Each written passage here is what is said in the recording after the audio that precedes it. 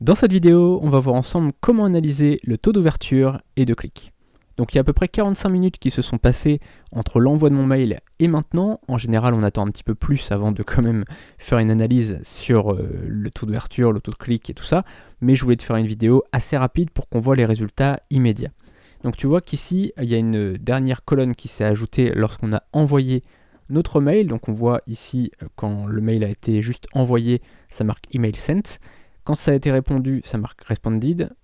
Ici, ça marque email opened. Et quand c'est bounce, donc c'est que la personne n'a pas reçu le mail puisque l'adresse email n'est plus valide. Donc ça, on va voir ça juste après. Mais c'est juste pour te montrer que dès qu'on envoie un mail sur Yet Another Mail Merge, il y a une colonne qui s'ajoute et on peut directement voir les résultats. Alors donc sinon, pour avoir les stats complètes, on va ici sur module complémentaire, Yet Another Mail Merge, et on va cliquer sur obtenir le rapport, ouvrir le rapport de suivi. Donc là, ça charge, et on peut voir donc 50 emails envoyés, et on voit donc les différents éléments qu'on va pouvoir analyser maintenant. Alors, chose importante, donc c'est le taux d'ouverture. Là, on a 14%, puisqu'on a 7 emails qui ont été ouverts sur 50, d'accord ? Ensuite, on a cliqué, on a 0. Alors, c'est pas totalement vrai, puisque tu vois que juste après, on a 2 emails qui ont été répondus. C'est-à-dire qu'il y a 2 personnes sur 50 qui m'ont déjà envoyé une réponse. Et donc, tu vois que ça marque 29%. Donc, c'est pas 29% du total, c'est 29% des 14%. Donc, tu vois, il faut faire attention un petit peu avec les chiffres qu'ils nous donnent.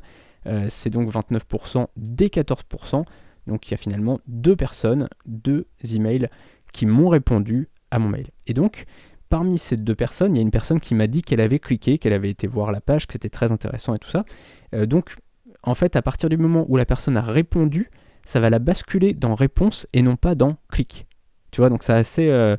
faut faire attention quand même parce que leurs stats, elles sont intéressantes, mais faut pas les prendre au pied de la lettre. Déjà, parce que, encore une fois, le taux de clic et le taux de réponse, c'est en fonction du nombre de personnes qui ont ouvertes. D'accord ? Donc, si tu vois ici 100% par exemple, si par exemple ici dans cliquer c'était marqué 100%, ça ne veut pas dire que 50 personnes ont cliqué. Ça veut dire qu'il y a sur les 7 personnes qui ont ouvert le mail, il y aurait eu 7 personnes qui ont cliqué ensuite. D'accord ? Donc il faut vraiment être vigilant par rapport à ça. C'est pour ça que je te fais cette vidéo, pour bien t'expliquer tout ça. Donc ça, le taux d'ouverture, c'est le taux de personnes qui ont ouvert le mail. Ensuite, le taux de clic, c'est le taux de personnes qui ont cliqué sur le lien que tu as mis dans le mail. Et ensuite, le taux de réponse, c'est le taux de personnes qui ont répondu à ton mail. Alors évidemment, comme je te le disais, si une personne a cliqué et qu'en même temps elle a répondu, enfin que juste après elle a répondu, ou juste avant ou juste après elle a répondu, ça va la basculer dans répondu et non pas dans cliquer. Puisque ils considèrent en fait que réponse c'est encore mieux que clic, donc ils vont la basculer dans réponse. Ensuite, rejeter, ça veut dire que c'est un bounce, c'est-à-dire que l'adresse email n'existe plus. Donc sur 50 emails, il y en a une adresse mail, qui a été supprimée en cours de route et donc elle n'est plus valide aujourd'hui. Et enfin, des inscrits, ça on va pas s'en servir puisque, étant donné qu'on fait du call mailing, il n'y a pas de lien de désinscription en bas et donc on va pas vraiment s'occuper de ça puisque ça va pas nous concerner nous, personne va se désinscrire, donc il n'y a pas de personne ici, ce sera toujours 0, d'accord ? Donc il faut vraiment bien comprendre ça, les différents stats par rapport à ton taux de clic, à ton taux d'ouverture, il faut vraiment regarder ça. Et ce que tu peux faire, en fait, on en reparlera, mais ce que tu peux faire, c'est vraiment tester différentes campagnes et voir à chaque fois le taux d'ouverture, le taux de clic. Tu verras un petit peu quel mail fonctionne le mieux entre les deux, quel titre fonctionne le mieux entre les deux. Tu peux faire pas mal de tests par rapport à ça.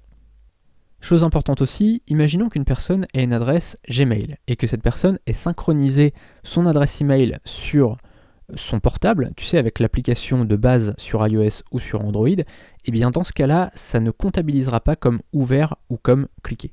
Pourquoi ? Parce que cette application-là ne va pas tracker finalement le taux d'ouverture ou le taux de clic. En revanche, si la personne... Cette vidéo est un extrait de ma dernière formation.